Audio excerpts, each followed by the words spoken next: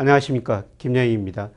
지난주 글로벌 금융시장 먼저 살펴보겠습니다. 외환시장입니다. 지난주에 유로나 엔은 달러에 비해서 1% 이상 강세를 보였습니다. 그러나 중국 위안이나 원은 달러에 비해서 약간의 가치가 떨어졌습니다. 최근 엔달러 환율 변동폭이 상당히 컸었는데요. 엔달러 환율이 한때 125엔을 넘어섰습니다. 그러자 일본 중앙은행 구로다 총재가 이런 발언을 했었습니다. 엔화는 실질 실효환율 측면에서 이미 큰 폭 절하되어 있기 때문에 추가 약세를 보이기 어렵다. 이런 발언 후에 다시 엔달러 환율이 123엔대로 떨어졌습니다. 과연 엔달러 환율이 저평가되어 있을까요? 국제결제은행 BSI라고 그럽니다. 여기서 각국의 통화 가치를 평가하고 있는데요. 엔달러 환율이 2015년 4월 현재 약 23% 저평가되어 있습니다. 이거는 각국의 물가 수준을 고려해 가지고 엔화 환율을 평가한 건데요. 2010년을 100이라 했을 때 현재 23% 저평가되어 있고요. 반면에 우리나라 원화는 이 기준으로 보면 약 18% 고평가되어 있습니다. 그래서 이런 거를 근거로 해가지고 일본 중앙은행 총재가 엔화가 저평가되어 있다 이런 발언을 한 것 같습니다. 지난주 국채 수익률인데요. 대체로 최근에 미국 금리 인상을 앞두고 국채 수익률이 전반적으로 오름세를 보였습니다만은 지난주에는 약간 조정을 보였습니다. 미국과 독일 국채 수익률이 약간 떨어졌고요. 우리나라 국채 수익률도 약간은 전주에 비해서는 떨어졌습니다. 근데 최근에 독일 국채 수익률이 가장 큰 변동을 보였었는데요. 독일 국채 수익률이 지난 4월 초 10년 만기 국채 수익률이 0.07%까지 떨어졌습니다. 독일 국채 시장에 어느 정도 거품이 발생한 것이죠. 이게 급격하게 상승하고 있습니다. 최근 거의 1%까지 상승했죠. 미국 금리 인상뿐만 아니라 그동안 독일 국채 시장에 거품이 발생했던 게 어느 정도 해소되는 과정이다. 이렇게 보시면 될 것 같습니다. 주식 수준입니다. 지난주에 보면 러시아, 중국, 베트남 주가가 2, 3%씩 올랐었습니다. 그리고 선진국 주가는 약간 조정을 보였고요. 특히 올해 들어서 중국 주가가 거의 60%나 올랐습니다. 우리 주가 약 7% 오르는 데 비하면 중국 주가 정말 큰 폭 상승이죠. 제가 판단하기로는 중국 시장에도 어느 정도 거품이 발생하고 있지 않느냐 이렇게 볼 수가 있겠습니다. 지난주에 미국 경제지표 여러 가지 경제지표가 발표됐습니다만 그 중에서도 소비 관련 지표입니다. 소매 판매 미시간 대학 소비자 지수인데요. 이게 지난 1, 4분기에 상당히 둔화됐다가 지난 5월 통계를 보면 반등하는 모습을 보이고 있습니다. 미국 GDP에서 소비가 차지하는 비중이 69%인데요. 미국 경제가 1분기 마이너스 0.7% 성장했습니다만 4, 5월 들어서 소비가 약간 회복되고 있는 걸 보니 2분기에는 미국 경제가 2 내지 3% 성장하면서 다시 성장세로 복귀하고 있다 이렇게 볼 수가 있을 것 같습니다. 지난주 우리나라 한국은행 금통위에서는 기준금리를 인하했었죠. 1.75%에서 1.50%로 0.25%포인트 인하했습니다. 사상 최저 수준이죠. 근데 최근에 우리나라는 기준금리를 인하하는데 미국은 기준금리를 인상할 시점을 찾고 있습니다. 2004년에도 미국이 금리를 인상했는데 우리나라는 금리를 인하한 적이 있었는데요. 그만큼 경제 상황에 차이가 있었다는 겁니다. 2004년 미국 경제가 회복됐었고요. 당시 우리나라 경제는 카드 사태상으로 내수가 위축됐기 때문에 기준금리를 인하하면서 내수를 부양했었습니다. 아마 올 하반기에 미국 금리를 인상하더라도 현재 우리 내수가 위축된 상태이기 때문에 우리는 금리를 인상할 가능성은 매우 낮아 보입니다. 최근에 채권 시장에서 나타난 특징 중에 하나가 미 국채 수익률보다 우리나라 국채 수익률이 조만간 높아질 가능성이 높아졌는데요. 소위 금리 역전이라고 그러죠. 30년 국채 수익률은 이미 우리나라가 미국보다 높아졌습니다. 그러면 10년 만기 국채 수익률인데요. 지난주 한때는 우리나라 10년 국채 수익률이 미 국채 수익률보다 높아졌습니다. 국채 수익률에는 미래의 경제 성장률하고 물가가 반영되어 있다고 볼 수가 있는데요. 그만큼 우리 경제가 앞으로 경제 성장률이 떨어지고 물가도 떨어진다 이런 걸 시장이 반영한다고 볼 수가 있겠습니다. 이게 2004년에 일시적으로 나타났습니다만은 앞으로 추세적일 것인가 아니면 일시적일 것인가 이런 분석이 있어야 될 것 같습니다만은 저는 앞으로 국채 수익률이 10년 후 미래를 반영한다면 우리나라 잠재 성장률이 오히려 미국보다도 떨어질 수 있기 때문에 국채 수익률이 미국보다 낮은 현상이 오히려 장기화될 가능성이 점차 높아지고 있다 이렇게 내다보고 있습니다. 이번 주 발표될 국내 주요 경제지표 살펴보겠습니다.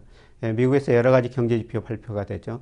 5월 산업생산, 6월 뉴욕 대조업지수, 그다음에 외국인 자금 유출입, 그다음에 17회 가장 중요하죠. 미국 시간 기준입니다.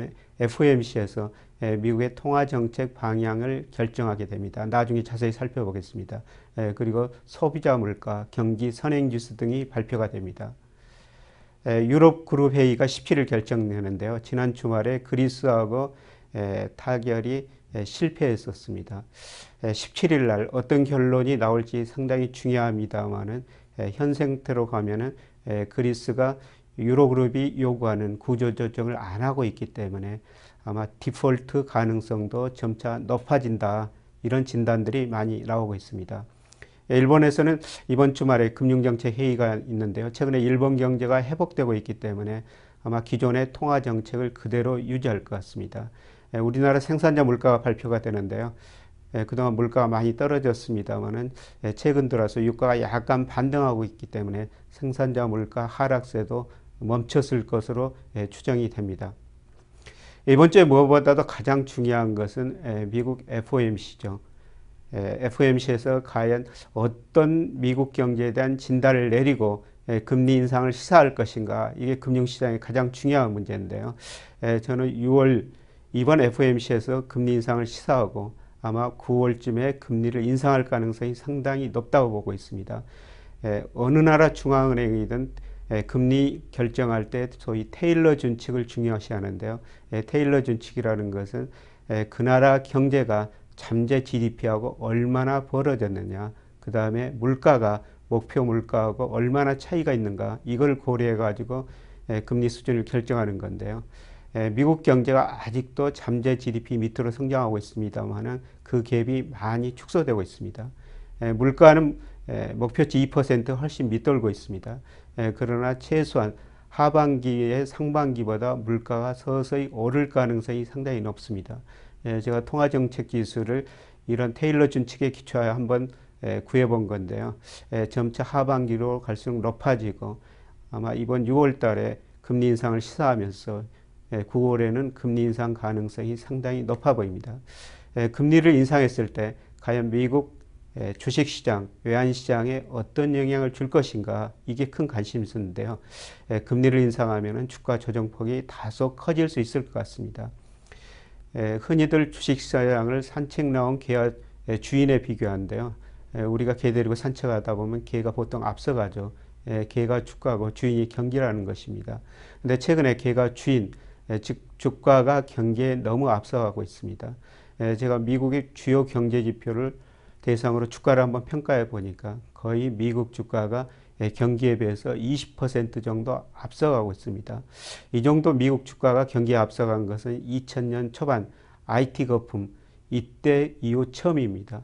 이만큼 제로금리, 그 다음에 양적 완화, 돈이 많이 풀린 데는 이 거리가 이렇게 벌어졌었는데요. 이제 양적 완화는 종료하고 금리 인상 시작하면은 주가가 어느 정도 제자리를 찾아가는 과정을 보이면서 비교적 큰 폭의 조정을 보일 가능성이 높다고 볼 수가 있겠습니다. 특히 최근에 미국 투자자들이 미국 주식시장을 너무 낙관적으로 보고 있습니다. 그림에 빨간 선으로 표시되어 있는데요. 이게 미국 투자자들이 돈을 빌려가지고 주식을 사는 경우입니다. 지금 사상 최고치로 급등했습니다. 모든 사람들이 좋게 볼 때는 좀 반대되는 시각을 가질 필요가 있습니다.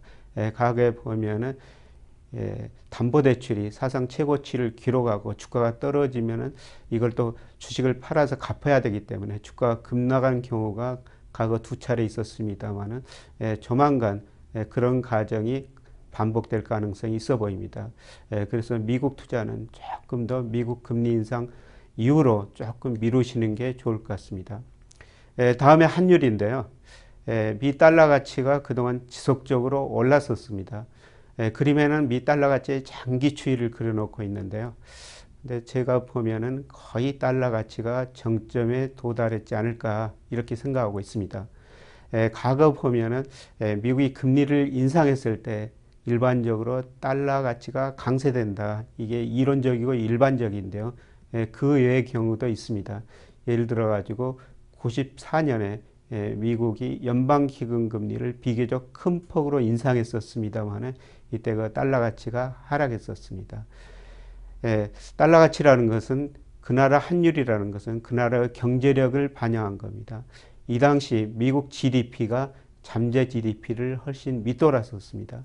최근에 미국 경제가 회복되면서 실제 GDP가 잠재 GDP에 접근해 가고 있습니다. 그림의 파란색이 GDP 갭이라고 나와 있는데요. 이 GDP 갭이라는 것은 실제하고 잠재 GDP입니다. 이게 마이너스라는 것은 그 나라가 미국 경제가 경제 성장 능력 이하로 성장한다는 것입니다. 94년에도 이런 경우였었고요. 그 당시 경제가 좀 회복되니까 금리를 인상했었습니다만은 금리를 인상했음에도 불구하고 경제가 그렇게 좋지 않았기 때문에 달러 가치가 약간 하락했었습니다. 이번에도 경제가 어느 정도 회복되고 있는데 아직도 실제 GDP가 잠재 GDP를 밑돌고 있습니다. 이런 상황을 고려하면은 오히려 금리를 인상하더라도 일반적인 예상과 달리 달러 가치가 떨어질 수가 있을 것 같습니다. 아마 9월 전후 이런 모습이 구체화될 가능성이 있어 보입니다. 자, 오늘 말씀드린 걸 한번 요약해 드리겠습니다. 미국 경제 1분기 마이너스 0.7% 성장했습니다. 근데 최근에 소비 지표들을 보니까 다소 회복되고 있습니다. 아마 2분기에는 2% 이상 성장할 것 같습니다. 우리나라 기준금리 1.75%에서 1.50%로 0.25%포인트 인하했습니다. 일부에서는 이게 마지막 금리 인하다 이렇게 진단하고 있는데요. 우리나라 경제 성장률이나 물가 상승률이 장기적으로 지금 하락 추세에 있기 때문에 이게 마지막 금리 인하는 아닐 것 같습니다. 앞으로 경제 상황에 따라 가지고 충분히 금리를 더 인하할 여지는 저는 있다고 보고 있습니다. 이번 주에 글로벌 금융시장에서 가장 큰 이슈는 미국 FOMC에서 어떤 결정을 내리느냐, 미국 경제를 어떻게 평가하느냐 여기에 달려 있습니다. 최근 미국 고용 상태도 어느 정도 회복되고 있기 때문에 아마 이번 FOMC에서 금리 인상 시기를 시사할 것 같습니다. 그리고 아마 9월 달에 금리를 인상할 가능성이 매우 높아 보입니다. 금리 인상 전에 미국 주가가 경기에 너무 앞서가고 있습니다. 그래서 금리 인상 전에 지금 미국 주가 조정을 보이고 있습니다만은 비교적 큰 폭의 조정이 있을 수가 있을 것 같고요. 그 다음에 일반적으로 미국 금리를 인상하면 달러 가치가 상승한다. 이렇게 전망하고 있는데 미국 경제가 아직도 잠재 능력 이하로 성장하고 있기 때문에 오히려 금리 인상 이후에는 달러 가치가 하락할 가능성도 높다. 이렇게 내다볼 수가 있겠습니다. 오늘은 여기서 마치고요. 다음 주에 다시 뵙도록 하겠습니다. 고맙습니다.